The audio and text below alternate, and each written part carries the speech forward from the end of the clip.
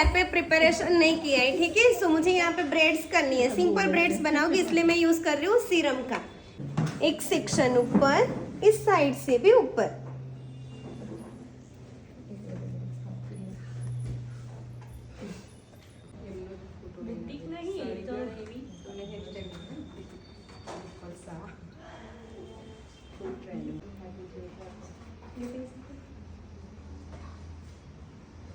Okay, એજ વાળા આંટી હોય ને એમાં એમની પ્રિપેરેશન કરવા નહીં જવાનું, ઓકે।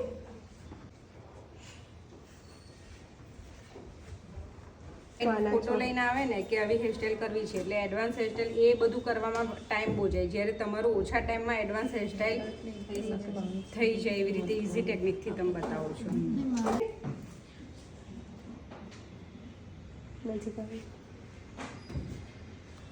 यूपिन्स के साथ जहाँ पे हमने पॉनीटेल्स बनाए ना, वही पॉनीटेल्स के साथ हम उसको फिक्स कर देंगे। ओके, सबसे पहले तो यहाँ पे हमने हेयर प्रिपरेशन तो किया ही नहीं है, ठीक है।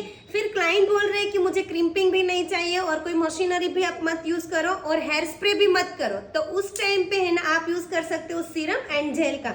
Again first of all uneven twisting बन के लिए सेक्शन को राउंड करके थंब और फिंगर के साथ होल्ड करके यूपिन्स को एग्जिट सामने से पहले होल्ड करो।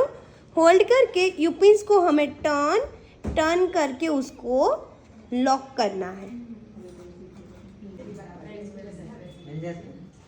ओके सो गाइज, यहाँ पे आप देख सकते हो कि ये हेयर स्टाइल में है ना मैंने कोई भी हेयर स्प्रे का भी यूज नहीं किया है एंड इसमें है ना मैंने मशीनरी का भी यूज